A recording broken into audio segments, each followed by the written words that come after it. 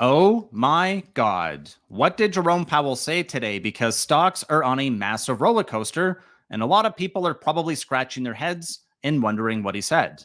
Well, they hinted they are moving closer to lowering interest rates, and he's clearing the path for a September rate cut. Okay, cool. What does that mean? It basically means the job is done, and the next move is going to be a cut. Jerome Powell looked happy today. And on September 17th and 18th, when the Fed meets next time, this is likely when we're going to get the cut. It's also a meeting associated with an SCP, which is a natural time for the Fed to want to cut. And stocks are very happy today. Nvidia added over $300 billion in market cap. I think it's the biggest one-day gain for any stock ever. And we moved dramatically higher from 42 to 52. Stocks are now right back here at neutral and maybe even ready to go back into greed.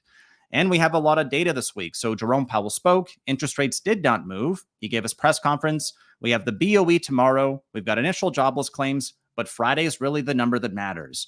The reason why these ones matter is because if we get a number that is soft, which means that it's either lower than expected or in line, that's excellent because we need to see the labor market weaken in order for the Fed to want to cut because inflation is still a little bit sticky. But as of right now, if we do get numbers on Friday, which are beats, I think the market's going to have to reprice. Why? Because we're clearing the path for a September rate cut. So we need to see more evidence that's going to get us there. Otherwise, maybe the job is not done, and maybe we're getting a flop coming next. But anyways, let's focus on the story for today because frankly, there's a lot of data. We're back here into neutral. We got economic data tomorrow and also on Friday. But this is part of the reason my stock sold off. I encourage you to pause the video and read what this says because I don't want to read it. There's going to be retaliation. So if we want to understand exactly what happened here, well, the timing on that was exactly when this happened. Jerome Powell finished talking. It looks like everything was good. And then stock sold off. Why does that number matter? Well, that's a gap fill. So today we actually came back down and almost filled our lower gap, which is the pink line. And then we rejected on a gap fill. I want to show you something here because this actually gives us more evidence. If we look here to a 15-minute chart, look at what happened on that headline. The Middle East and tension there is definitely going to move oil higher. Oil has been moving higher for, I don't know, like the last day. It's up by over 4.5%. And that is likely the reason why stocks took a dive into the close. So Jerome Powell, earnings, economic data, all this stuff. Man, it's getting complicated out there. Now we have to talk about earnings because Meta, ARM, Qualcomm all reported after hours here. Qualcomm for now, flat, up 8% on the day, went up, and then it went down, likely on the conference call. What do we have here for ARM? Down 12%, bye-bye, right? Deleting all the gains from today and even more. All right, there you go. But Meta came out and shined today. They're up by over 5% in after hours, and that's a pretty big move. Why? Shares pop on revenue and earnings beat and better than expected forecast. Or what? Forward guidance. That's what everyone cares about right now.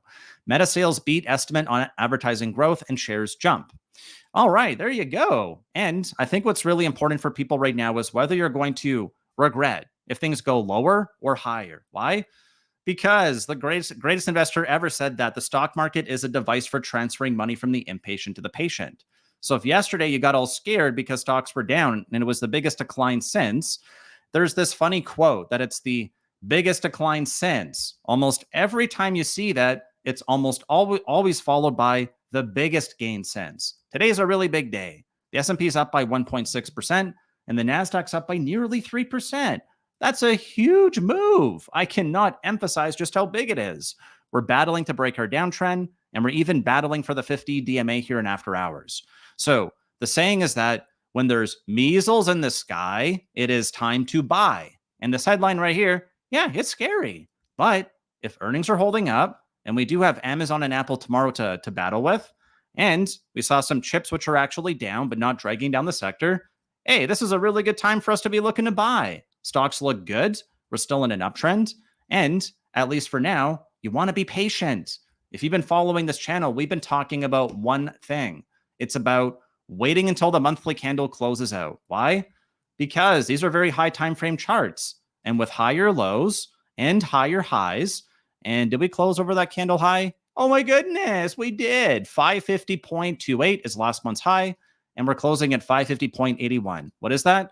That's a close over the previous candle high. That's an expansion, in case you're not clear. And I talked about how you want to wait until the close of the month or today, because if this is the top, we need to see more evidence and we need to see a lower low. Well, the big move today means that we're probably not going to get that. I'm going to ask you for a huge favor. If you could please consider smashing that thumbs up or subscribing to the channel, I would greatly appreciate that. Not all stocks are created equal, though. If you're looking at the NASDAQ only, yeah, this chart doesn't look good. It's down on the month. It's a failed breakout, but we did bounce off support. You can clearly see that here on the weekly time frame. Bounce right off the uptrend, and now we have a failed breakdown, which is what? A potential bottoming pattern. I'll show you what that means right now. If we go to SPX, here's a whole bunch of examples of a failed breakdown. It means we print a lower low, but fail to close below it. The most important part, though, is that this is a bottoming pattern. If we want the chart to go up, we need an expansion signal, which means closing over the previous candle high. Now let's go back to QQQ. Why? Well, it's great that we got a failed breakdown this week, but we either need to advance all the way to 485, or we got to wait for the next candle to print that higher high. That's what we got to wait for. It's the same thing we're looking for here on the monthly chart. The NASDAQ's a little bit shaky, but the S&P looks rock solid. It looks really good because other sectors like XLF, new all-time high, this is not a double top anymore. It's really bullish. Look at XLV. Same thing. Not a double top here. Closing at record highs, bouncing off what used to be resistance.